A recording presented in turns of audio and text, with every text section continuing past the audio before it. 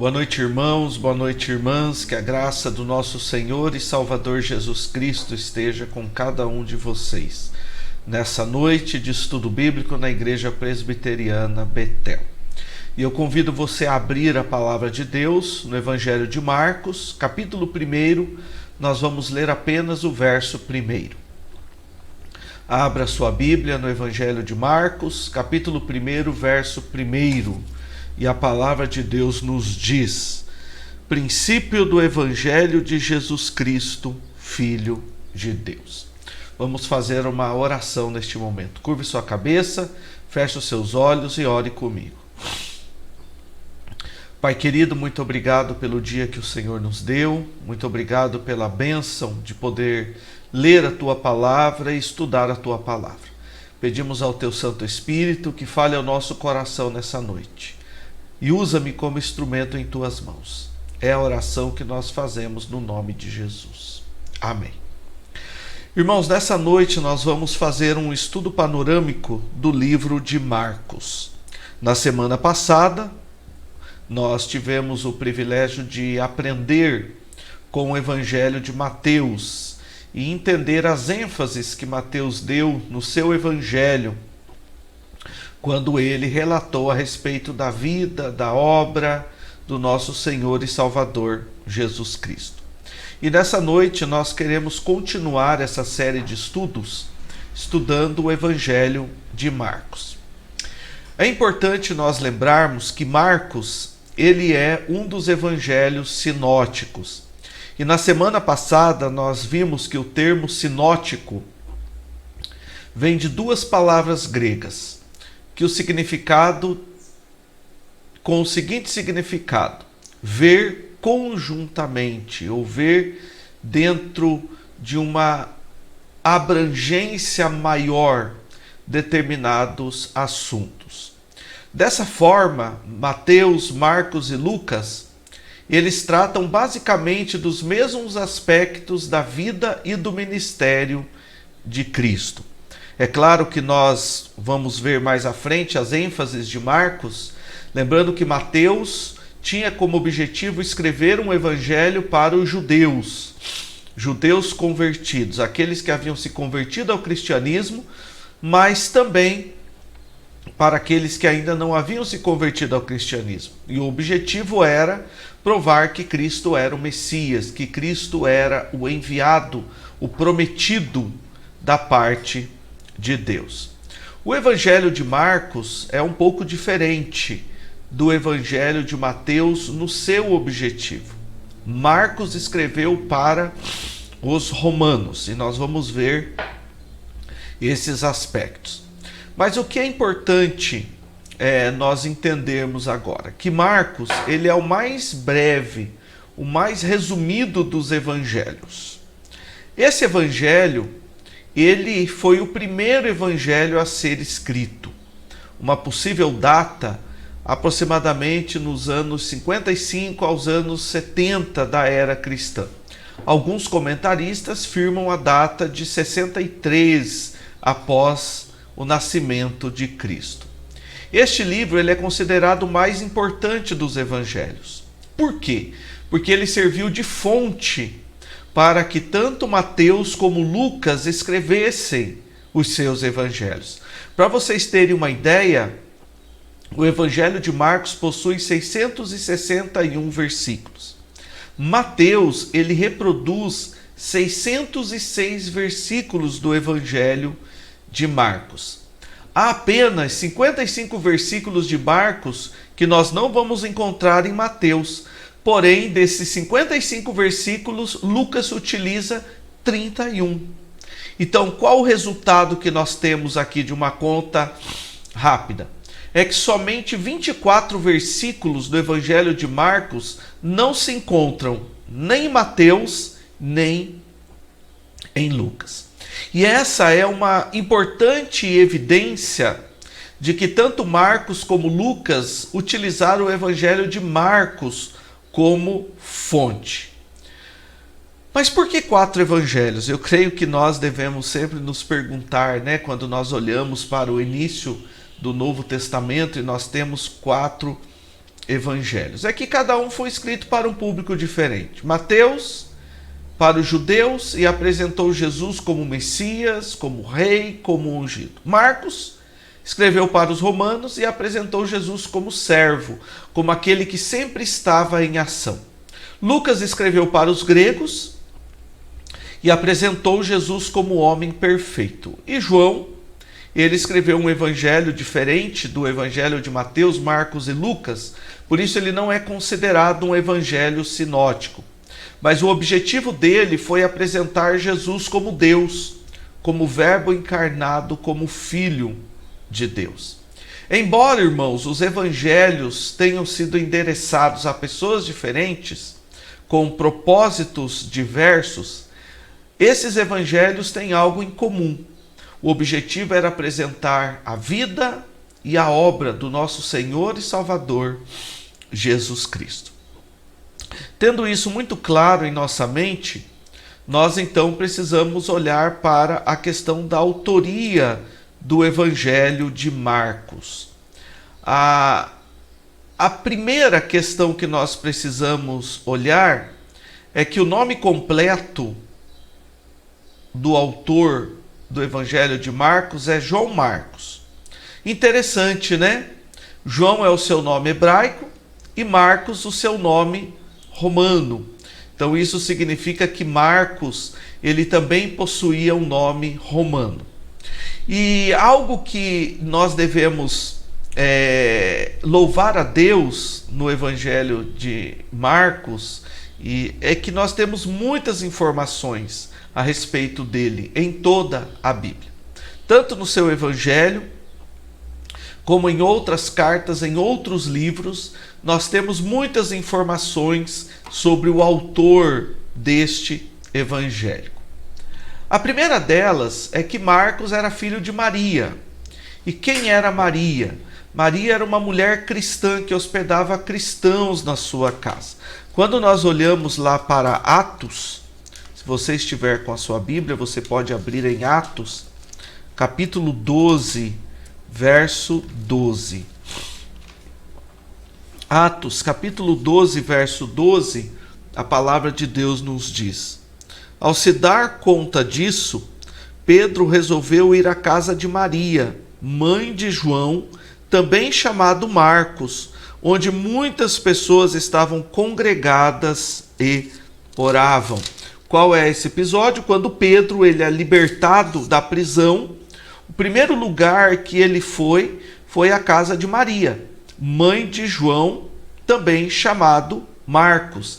E a palavra de Deus diz que muitas outras pessoas estavam ali hospedadas, congregadas, e essas pessoas estavam orando. Então isso significa que João Marcos, ele procedia de uma família abastada no que diz respeito aos bens materiais. Por quê? Porque para congregar aqueles crentes na sua casa, alimentá-los e dar tudo o que eles precisavam enquanto eles estivessem hospedados, somente uma família com muitos bens materiais conseguiria fazer isso. Então, João Marcos, ele veio de uma família abastada financeiramente, mas uma família que amava o Senhor e Salvador Jesus Cristo, que amava a igreja do Senhor Jesus Cristo. E o que é importante nós destacarmos é que desde a sua juventude ele já frequentava os lugares onde a igreja de Cristo se reunia. Outro aspecto importante é que Marcos, ele ainda jovem, participou da primeira viagem missionária com Paulo e Barnabé. Ele saiu de Jerusalém com Paulo e Barnabé, foi morar numa cidade chamada de Antioquia da Síria, de onde foi com eles para a primeira viagem missionária na região da Galácia. A palavra de Deus coloca João Marcos como um auxiliar de Barnabé e Saulo nessa primeira viagem missionária. A outra informação é que Marcos desistiu da primeira viagem missionária no meio do caminho. Esse é um ponto bem complicado, quando nós olhamos para a história do início da igreja cristã. Marcos, ainda muito jovem, ele desistiu da sua primeira viagem missionária. Nós não sabemos quais são as razões, porém os comentaristas nos apresentam três possíveis motivos pelos quais João Marcos abandonou a primeira viagem missionária. Um deles é que Paulo decidiu deixar a região costeira e ir para o interior. E no interior, os perigos eram mais intensos para os cristãos. Outra alternativa é que Paulo passou a ocupar a liderança da viagem. E até então, essa liderança da viagem estava ocupada por Barnabé. E o terceiro possível motivo é a insegurança, né? Característica própria da sua juventude, da sua inexperiência. E essa insegurança diz respeito às possíveis enfermidades que ele poderia contrair nessas viagens missionárias. Um outro aspecto sobre João Marcos é que na segunda viagem missionária ele foi rejeitado por Paulo. Paulo não quis levá-lo na segunda viagem missionária, o que causou uma divisão. Com a rejeição de Paulo em relação a João Marcos na sua segunda viagem missionária, algo mudou. Porque o relacionamento dos dois grandes líderes, Paulo e Barnabé, se estremeceu naquele momento. E cada um foi para um lado. O que, na verdade, Deus se utilizou, não é verdade, dessa situação para que duas frentes missionárias pudessem ser abertas para pregação do Evangelho. E Barnabé fez o quê? Barnabé levou João Marcos com ele para a segunda viagem missionária, enquanto Paulo não quis levá-lo. Outro aspecto é que João Marcos era primo de Barnabé. Lá em Colossenses capítulo 4, verso 10, nós temos essa informação. Sendo primo de Barnabé, nós já sabemos que ele era de uma família abastada financeiramente. Sua mãe tinha uma casa e essa casa ela colocou à disposição dos cristãos. Era onde os cristãos se refugiavam e poderiam ali fazer os seus cultos, orar e se consagrar ao Senhor. Isso também, irmãos, nos revela o fato de que Barnabé, além de ser aquele consolador, não desamparando a Marcos, o João Marcos, ele restaurou a vida ministerial de João Marcos. Algo que depois o apóstolo Paulo reconheceu, chamando-o para estar com ele na sua segunda prisão. Então Barnabé ele teve um papel importante na vida de João Marcos. Papel de discipular, papel de ensinar, papel de acompanhar, papel de estar junto. Algo que naquele momento específico Paulo não tinha visão. O que Paulo queria fazer era continuar as suas viagens missionárias, continuar a plantação de igreja, continuar desenvolvendo o seu ministério. Ele estava ali como praticamente um recém-convertido, querendo cumprir a vocação que o Senhor e Salvador Jesus Cristo havia dado a ele. Barnabé também queria cumprir a vocação, mas Barnabé foi mais misericordioso, mais complacente com João Marcos, compreendeu as dificuldades próprias da idade de João Marcos. E por isso, João Marcos foi restaurado ao ministério. O outro aspecto é que João Marcos esteve preso com Paulo em Roma. Marcos tornou-se um grande líder cristão do primeiro século. A tal ponto que Jerônimo, um dos pais da igreja, dizer que João Marcos foi até o Egito e ali na cidade de Alexandria ele plantou a primeira igreja cristã. Mas agora ele está preso em Roma com Paulo durante a sua primeira prisão. Outro aspecto é que Marcos tornou-se um cooperador de Paulo. Cooperador de Paulo.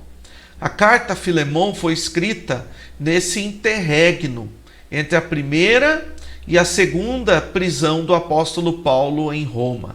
E Paulo destaca que nesse tempo Marcos era o seu cooperador.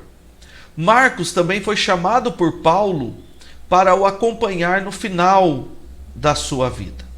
Marcos estava em Éfeso quando Paulo foi preso pela segunda vez. Agora, Paulo está num calabouço romano, aguardando o seu martírio, e ele reconhece que este jovem que ele havia dispensado no passado, agora lhe seria útil para o ministério, e por isso ele desejava vê-lo, talvez passar as últimas instruções daquele servo do Senhor para João Marcos, que daria continuidade ao ministério de pregação do Evangelho.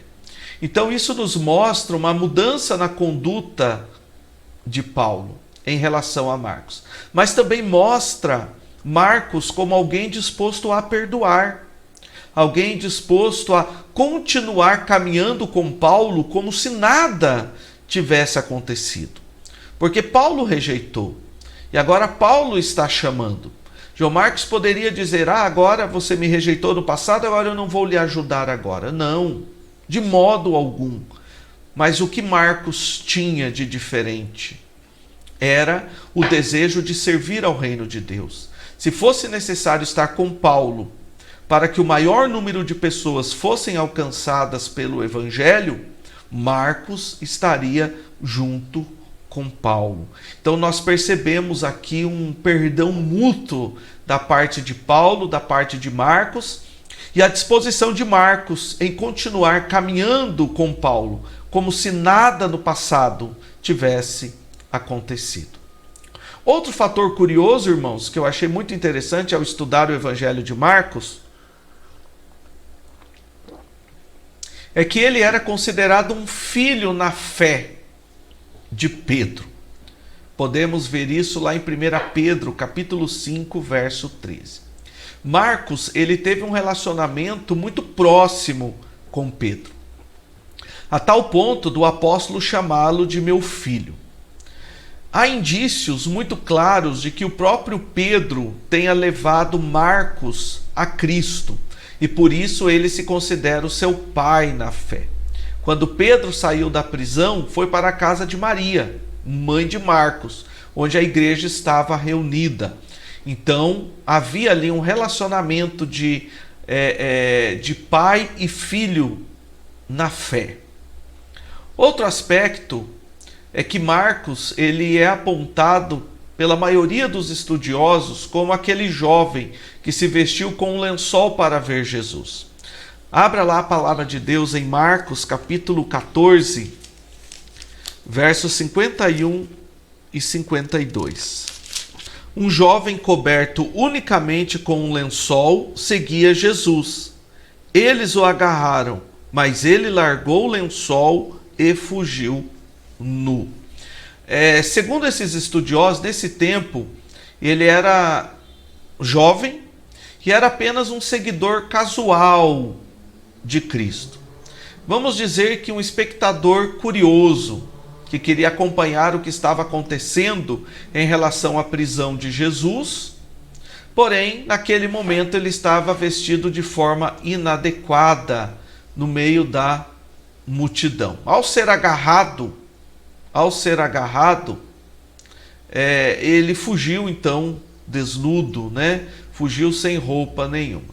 Embora Marcos não tenha sido um discípulo de Cristo, ele presenciou muitos fatos da vida de Cristo, porque ele morava em Jerusalém, e a sua própria casa se tornou um ponto de encontro da igreja. Então Marcos, ele viveu na mesma época histórica do nosso Senhor e Salvador, Jesus Cristo, e ele com certeza ouviu falar a respeito de Jesus e presenciou diversas ações, milagres, o trabalho de Jesus Cristo. Quando nós olhamos para a história, os pais da igreja, de forma unânime, aceitam a autoria de Marcos deste evangelho. Então, Marcos, ele foi o escritor deste evangelho. Interessante, né, irmãos? Marcos não foi um discípulo alcançado diretamente por Cristo, mas foi um discípulo alcançado pelo evangelho por Pedro. E mesmo assim ele foi aquele que teve o desejo no seu coração de escrever o primeiro evangelho. Aí nós temos a ação de Deus, né? E algo interessante é que, segundo Atos capítulo 10, há uma semelhança muito grande entre o evangelho de Marcos e com o conteúdo que Pedro apresenta a respeito deste evangelho na casa de Cornélio, a respeito do evangelho da salvação em Jesus Cristo. Outro aspecto importante é a questão da data e o local. A data e o local. Nós já vimos no início que tudo indica que Marcos ele foi escrito por volta dos anos 55 a 70 depois de Cristo. Alguns estudiosos entendem que precisamente no ano de número 63, quando nós estudamos os pais da igreja, aqueles que continuaram a obra dos primeiros líderes da igreja cristã, eles colocam o evangelho de Marcos nessa época, no ano 63. Algo nós temos certeza, que o evangelho ele foi escrito antes da destruição de Jerusalém no ano 70. Porque senão nós teríamos alguma menção deste fato que foi predito pelo próprio Jesus Cristo. Por falar, irmãos, a destruição de Jerusalém, é importante nós entendermos que Jerusalém ficou debaixo de um cerco durante 143 dias. O líder do exército romano, general Tito, foi aquele responsável em invadir Jerusalém. Nessa batalha, 600 mil judeus foram mortos e milhares levados para o cativeiro. Muitos foram mortos e milhares levados para o cativeiro. Tudo isso porque Nero, o imperador da época, resolveu colocar fogo em Roma e acusou os cristãos. Disse que os cristãos haviam feito isto. O local onde Marcos escreveu o seu evangelho é Roma, uma vez que ele estava presente com Paulo na sua primeira prisão. E é chamado para estar com Paulo também na sua segunda prisão. Nesse tempo, Roma era a maior cidade do mundo, com mais de 1 milhão de habitantes. Tendo Nero como seu imperador. Nero começou a reinar no ano 54 depois de Cristo. Ele tinha 16 anos. E nos primeiros anos do seu reinado, houve paz. E por isso, por volta do ano 60, Paulo apelou para ser julgado em Roma. Por quê? Porque ao ser julgado em Roma, Paulo tinha a esperança de ser libertado. Na primeira prisão de Paulo, ele tinha essa liberdade, né, que nós já conhecemos na palavra de Deus quando nós lemos Atos, né, onde ele poderia pregar a palavra de Deus para líderes judeus, ele poderia pregar o evangelho para as pessoas que o procuravam, inclusive a própria guarda pretoriana, né, a guarda de elite do Império Romano, ouviu o evangelho por meio da instrumentalidade de Paulo. Mas Paulo ele foi solto, e por volta do ano 64, Nero pôs fogo em Roma e colocou a culpa nos cristãos. Então os cristãos foram perseguidos, Paulo foi preso e ele foi morto como principal líder do cristianismo e naturalmente como culpado do que havia acontecido em Roma. Quem foi o público-alvo de Marcos? Para quem Marcos escreveu?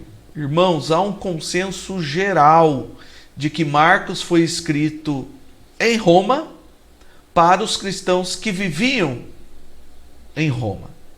Com certeza ele foi escrito para satisfazer uma necessidade urgente daqueles cristãos da cidade de Roma em relação ao resumo dos ensinos de Pedro a respeito do Senhor e Salvador Jesus Cristo. E nós então podemos destacar algumas dessas evidências, os indicativos de que Marcos escreveu para os cristãos romanos, para aqueles que haviam se convertido do mundo gentílico e não do judaísmo. Marcos, ele enfatiza as obras de Cristo.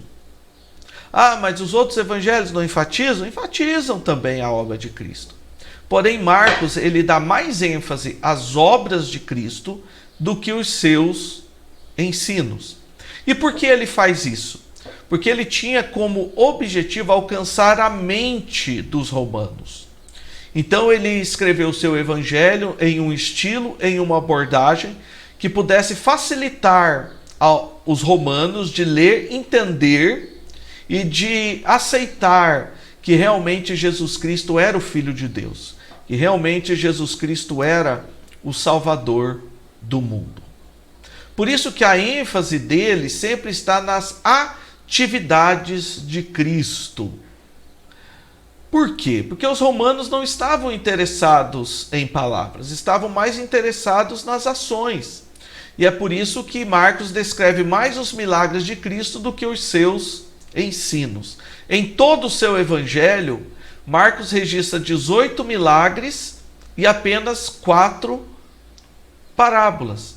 E ele sempre coloca Jesus em uma posição de ação, curando cegos, curando leprosos, curando paralíticos, expulsando os demônios daqueles que estavam escravizados pelo poder de Satanás, acalmando tempestade e ressuscitando os mortos. Então o evangelho de Marcos é um evangelho da ação de Cristo e não tanto dos discursos. Outro aspecto é que Marcos apresenta Jesus como servo. Por esta causa, o evangelho de Marcos não inicia com uma genealogia. Por quê? Porque os romanos não estavam preocupados em genealogia. Os romanos estavam preocupados com a ação daquele que veio para servir e não para ser servido. Marcos também se detém a explicar os termos judaicos aos leitores. Olha que interessante.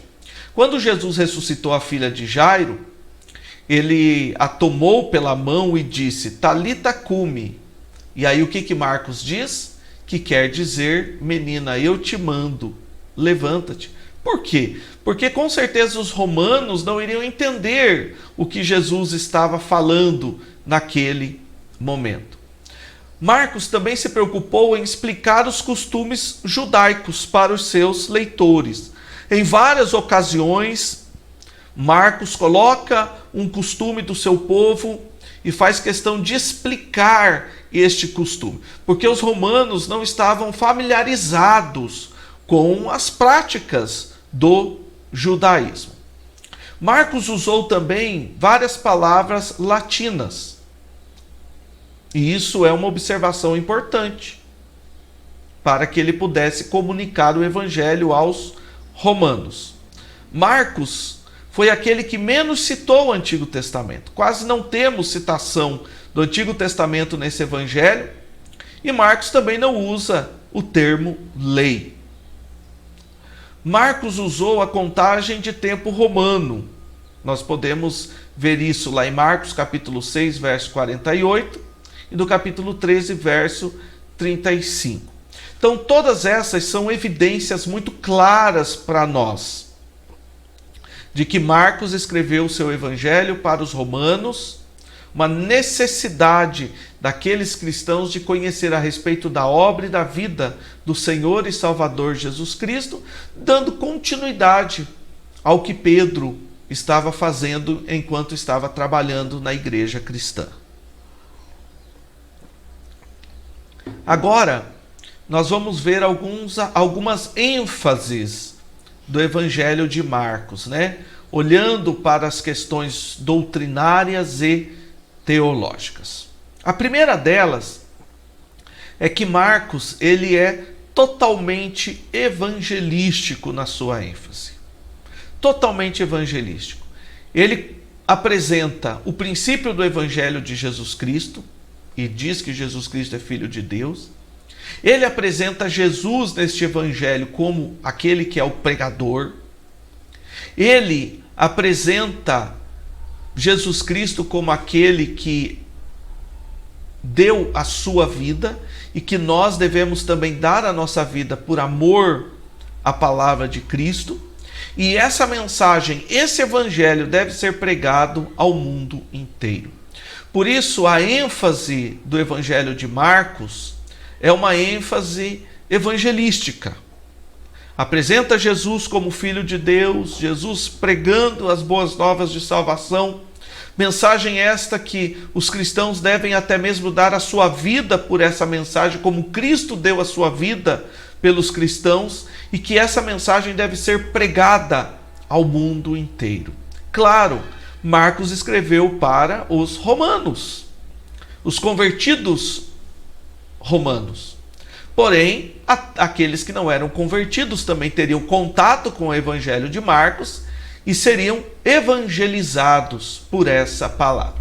E nesse ponto, irmãos, eu quero fazer aqui um parêntese.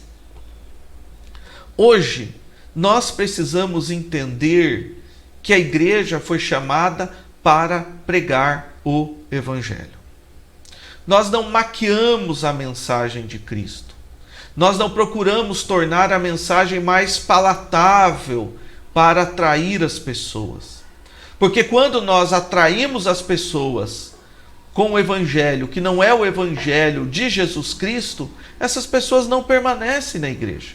Elas podem ficar um tempo, elas podem gostar, elas podem até amar por um tempo, mas depois elas não terão consistência, elas não crescerão, elas não se desenvolverão. Por quê? Porque o evangelho apresentado muitas vezes é um evangelho água com açúcar. O evangelho que está mais preocupado com a pessoa. É um evangelho antropocêntrico, voltado para a pessoa, e não um evangelho teocêntrico, voltado para Cristo. Então isso é pragmatismo, é querer adaptar o evangelho para tentar atrair o maior número de pessoas, que não se firmarão se não tiverem o evangelho. Então, ao olharmos para Marcos percebeu esse aspecto. É por isso que o evangelho que ele escreveu é uma mensagem das boas novas de salvação. Outro aspecto é que Marcos enfatiza a popularidade do ministério de Jesus. Enquanto Jesus ensinava, por onde ele andava, as multidões se reuniam ao seu redor. Por quê? Porque o ministério de Jesus estava se tornando um ministério popular. Porque Jesus pregava uma mensagem para alimentar o ego, uma mensagem motivacional? Não. Porque Jesus pregava como aquele que tem autoridade. E as pessoas reconheceram a diferença da pregação de Jesus Cristo. Outro aspecto é que Marcos enfatiza a questão da identidade de Jesus. Ele é o Filho amado, como o Pai disse. Quando os seus discípulos perguntam quem é este que até o vento lhe obedece, muitos interrogam, né? Não é este o carpinteiro, filho de Maria? Herodes chegou a pensar que Jesus era João Batista, que havia ressuscitado para matá-lo, porque ele havia mandado decapitar João Batista. Outros ainda diziam que Jesus era o Elias, outros que ele era um profeta.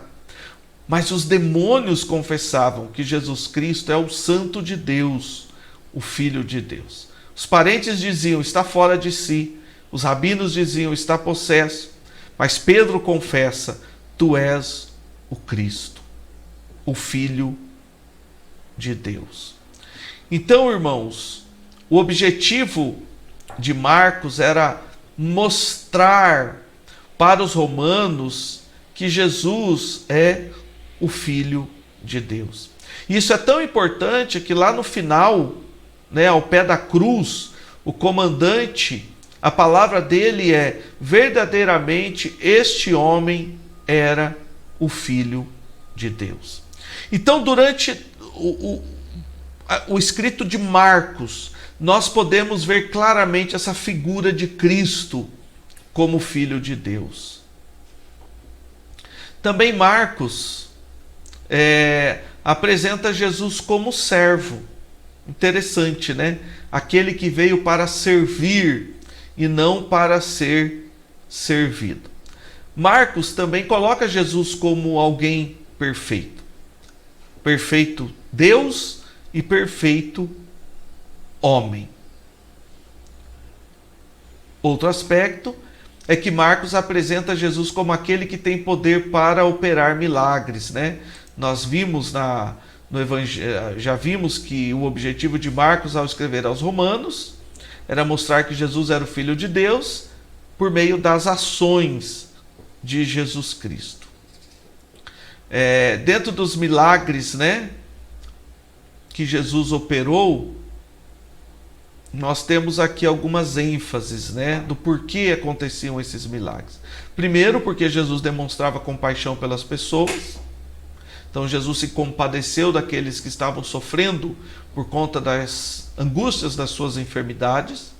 Jesus operou milagres para convencer as pessoas de quem ele era, verdadeiramente ele é o Messias, e para ensinar aos seus discípulos a sua verdadeira identidade, quem realmente ele era, pois ninguém poderia fazer o que ele estava fazendo se não fosse vindo da parte de Deus. Mas Marcos enfatiza o sofrimento de Cristo. Irmãos, irmãs, nenhum outro evangelho dá tanta ênfase à paixão de Cristo quanto o evangelho de Marcos. Nenhum outro evangelho. Por quê? Marcos escreveu para os crentes convertidos da cidade de Roma. Então Marcos queria deixar bem claro que, embora os judeus tivessem entregado Jesus para ser morto, os romanos também haviam participado da morte de Cristo. Os romanos também haviam agido contra Cristo. Então, naturalmente, Marcos, ao enfatizar a paixão de Cristo, Marcos também estava enfatizando a misericórdia de Deus para aqueles que mataram o seu próprio filho. Dentro dos planos de Deus, dentro da vontade de Deus, dentro da redenção que Deus havia planejado desde a eternidade. Mas era importante os romanos saberem que eles mataram Jesus, mas que este Jesus que foi morto estava demonstrando um amor profundo por eles, pois eles foram os primeiros a receber esse relato da vida e da obra do nosso Senhor e Salvador, Jesus Cristo. Então eles tiveram esse privilégio. Ou seja, o primeiro evangelho não foi escrito para judeus, foi escrito para gentios. Então isso era importante, porque eles perceberiam o amor de Deus, a grandeza do amor de Deus, um amor incondicional, pois eles mataram Jesus, tiraram a vida do seu filho, e agora Deus estava oferecendo vida por meio do seu filho que havia ressuscitado. Concluindo, irmãos, o Evangelho de Marcos, já no seu primeiro versículo, ele deixa bem claro a síntese de todo o seu livro, a sua mensagem central. Marcos, ele está introduzindo o conteúdo de todo o Evangelho. Interessante que o Evangelho não diz respeito ao que nós devemos fazer ou ao que nós podemos fazer, mas diz respeito ao que Deus fez por nós, o que Cristo fez por nós. O Evangelho é uma proclamação centrada na pessoa de Jesus Cristo, na sua vida, obra, morte, ressurreição, seu governo soberano sobre tudo e sobre todos, pois Cristo está governando, está reinando, e também a sua segunda vinda. Marcos, ao escrever esse evangelho para os romanos, deu muita ênfase à concisão, né? Percebemos que é um evangelho muito conciso, mas não menos profundo do que os outros evangelhos. No evangelho de Marcos, nós temos Jesus como plenamente homem, nós temos Jesus como ungido de Deus, nós temos Jesus como plenamente divino. Marcos inicia o seu evangelho revelando a essência da mensagem das boas novas. Jesus Cristo, quando ele veio a este mundo, ele se tornou as boas obras, ele se tornou as boas novas, né? Jesus, quando veio a este mundo, ele se tornou as boas novas do evangelho, por meio do seu sacrifício e por meio da sua ressurreição. Então hoje o evangelho é uma pessoa, é Cristo.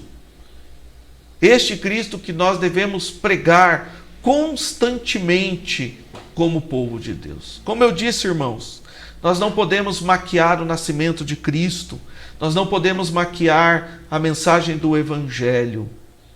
Nós devemos entender que pregar Jesus Cristo é o mais importante.